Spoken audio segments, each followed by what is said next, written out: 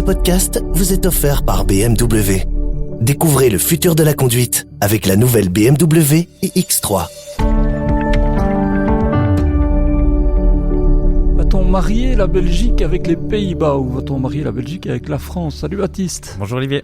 Alors ça peut paraître un peu improbable d'évoquer ça comme ça, mais l'idée a bien été lancée ces dernières semaines et pas par des personnalités anecdotiques. Donc on a eu au mois de juin, c'était pas la première fois qu'il s'exprimait dans ce sens-là, mais c'est la première fois qu'il le faisait alors qu'il était au 16, Bart De Wever qui a dit ça aux Pays-Bas dans une émission et une conférence ouvertement. Et puis on en a quand même pas mal parlé à l'époque, même si ça a un peu fait pchit aussi. On s'attendait à ce que ce soit condamné davantage. Et là, c'est Matthias Diependal, qui est le ministre-président flamand, NVA lui aussi, qui a remis une pièce dans le jukebox. C'est quand même incroyable, non ? En Belgique, on l'a évoqué aussi le podcast passé, mais on est dans un relativisme constant. Finalement, imagine-t-on dans un autre pays un chef de gouvernement ou un chef d'État qui plaiderait pour se rattacher. Et c'est vrai que c'est un peu le surréalisme à la belge, parce que Bart De Wever a dit, comme Premier ministre, c'est le genre de déclaration que je ne peux pas faire, mais en tant que politique, je considère que la scission des Pays-Bas est la plus grosse catastrophe qui nous soit jamais arrivée. Ça fait un peu poutinien d'ailleurs, les choses catastrophiques qui nous sont arrivées, il y en a d'autres qui le disent, mais enfin, effectivement, c'est un peu du relativisme, quoi. Oui, c'est ça, ça avait choqué à l'époque, mais finalement, les Belges ont passé outre. C'est vrai que les socialistes, à l'époque, sont sortis du bois et ont un peu critiqué, évidemment, la démarche du Premier ministre. Mais on sait que le PS se positionne politiquement, au-delà du MR, comme une anti-NVA, surtout à Bruxelles, où Ahmed Laouej, effectivement, avait déclaré « Est-ce qu'un Premier ministre en exercice qui regrette à titre personnel l'indépendance de la Belgique, c'est quand même assez spectaculaire », il avait dit. Et c'est vrai que c'est assez spectaculaire, mais on est aussi dans une période de dédiabolisation totale de la NVA, avec un Bart De Wever, oui, qui est encore ouvertement indépendantiste, voire plus, mais qui protège aussi les intérêts des Belges. Il les protège pour les intérêts de la Flandre, mais n'empêche, c'est quand même vers ça qu'on va. Et en fait, oui, il y a ce rêve orangiste un peu nostalgique, et qui est intervenu. En fait, la Belgique est venue interrompre cette belle histoire lors de sa création, et donc c'est comme ça que ça lui vient, même si c'est étonnant de prime abord. C'est marrant parce qu'il y a, tu sais qu'il y a une feuille, une page, Wikipédia, sur le gros néerlandisme qu'on peut retrouver en néerlandais, évidemment. C'est assez marrant parce qu'il évoque évidemment ce courant qui comme tu le dis, remonte un peu à l'époque qui précède l'indépendance de la Belgique. C'est un peu nos racines aussi, en partie, l'orangisme. Et alors, il y a une liste dans la page Wikipédia des personnalités qui soutiennent ce mouvement. Alors, on retrouve effectivement Bart De Wever, Matthias Diependal n'y est pas encore, mais ça va pas tarder. Et alors, on trouve notamment Theo Franken, pas très étonnant, donc tout le top de la NVA actuelle. Plus étonnant, il y a Sven Gatz, qui est le ministre démissionnaire bruxellois, libéral flamand. Louis Tobak aussi, l'ancien socialiste et père de Bruno. Et donc, on retrouve un peu ça dans les différentes familles politiques. Alors, pour être tout à fait juste, il faut dire que Matthias Diependal, quand il a évoqué son accord avec Bart De Wever, il a plutôt mis l'accent sur le Benelux. Donc, lui disant qu'il faudrait une coopération renforcée au sein du Benelux, donc avec également le Luxembourg.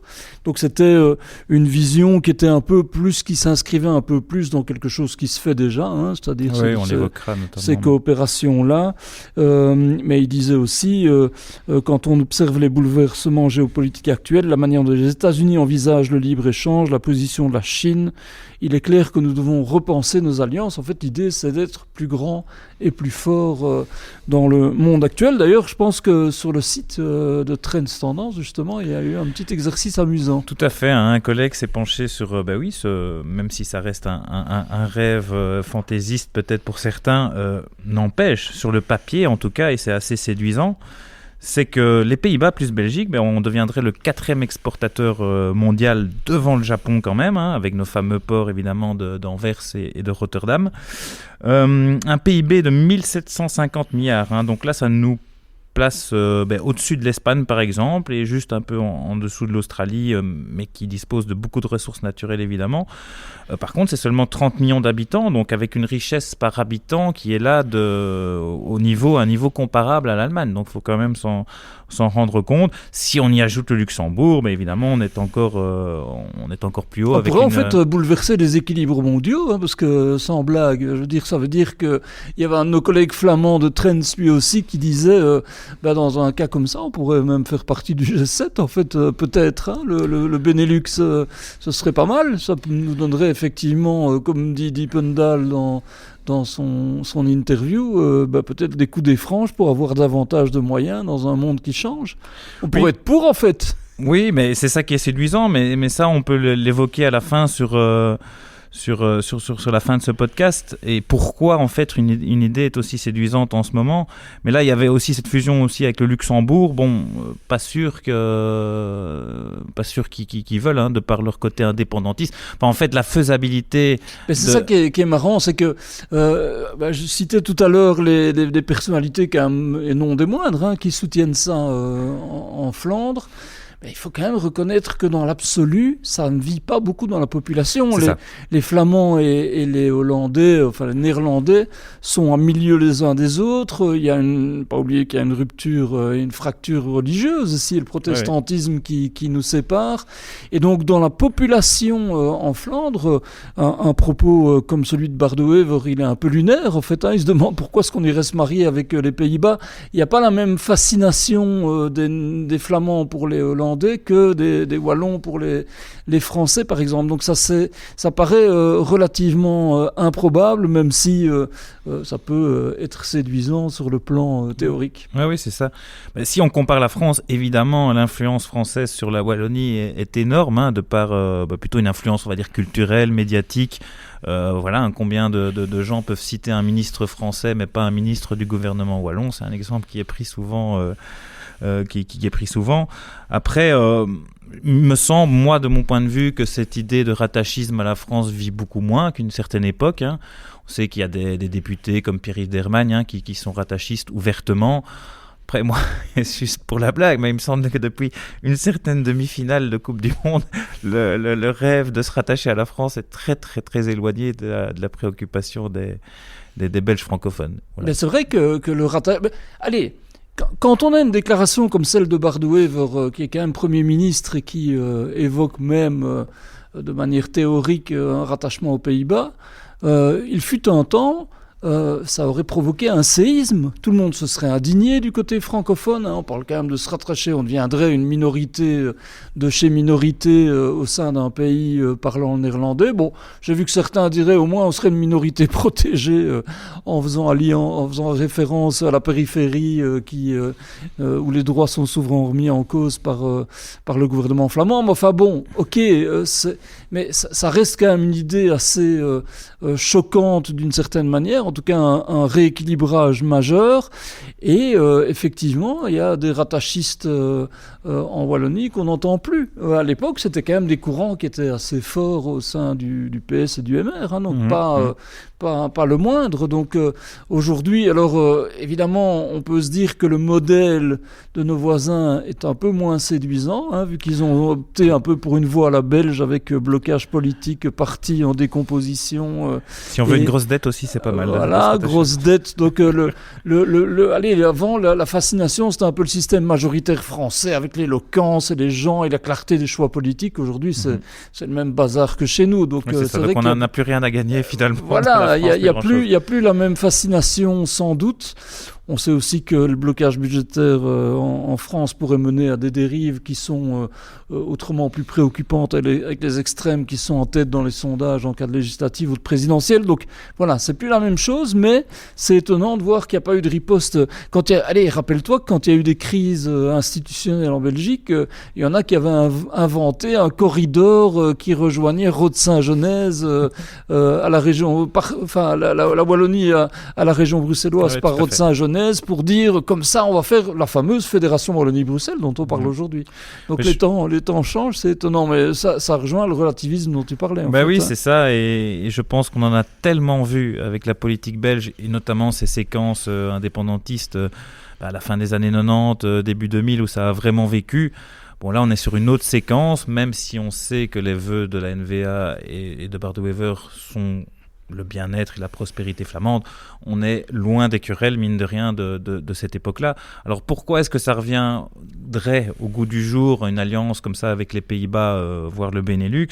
Mais là, on l'a évoqué tout à l'heure, mais en fait, on est dans une époque où même nos alliés, et je pense aux États-Unis, se mettre contre nous. On a des géants qui nous malmènent, hein, et finalement on a envie de pouvoir y répondre en s'accordant une certaine puissance politique et financière et économique, bien sûr. Et c'est là que l'idée est séduisante sur papier. Et encore une fois, moi ça me fait penser, même au niveau européen, hein, combien de fois on n'a pas dit aux petits pays, bon ok, votre avis compte, mais en gros c'est le couple franco-allemand qui dirige l'Europe.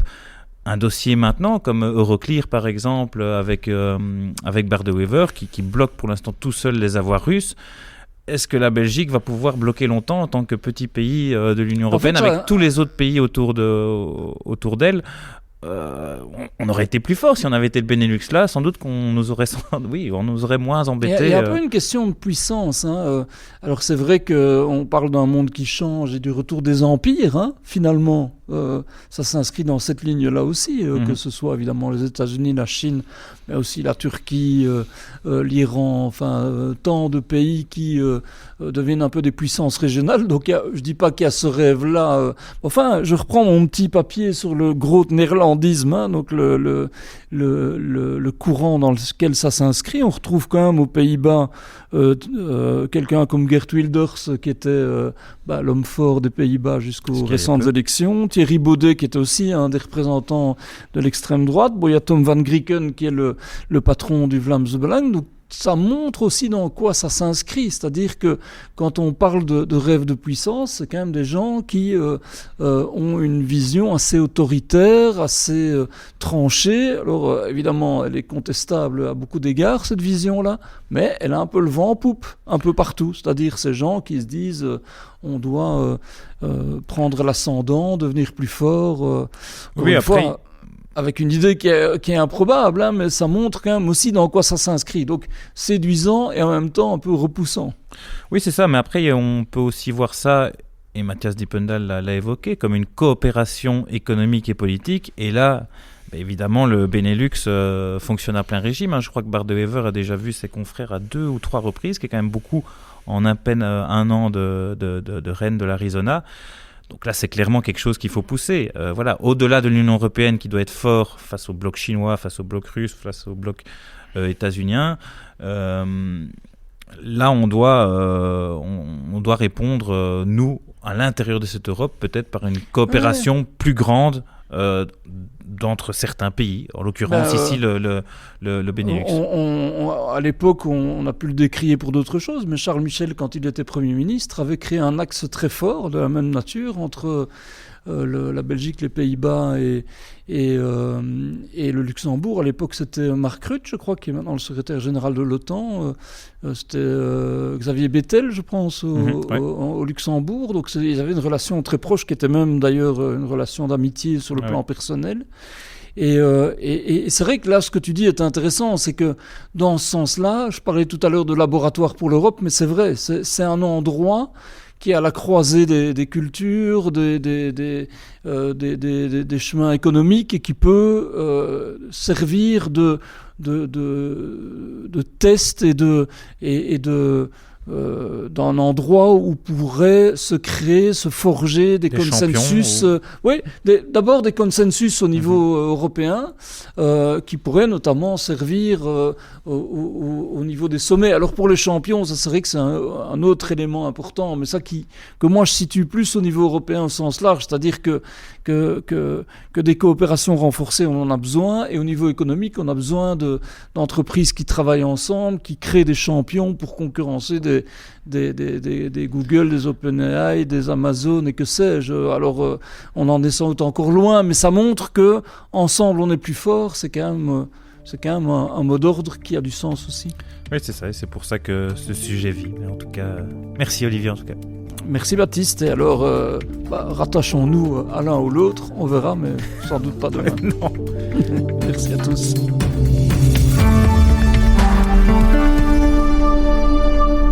Ce podcast vous est offert par BMW. Découvrez le futur de la conduite avec la nouvelle BMW iX3.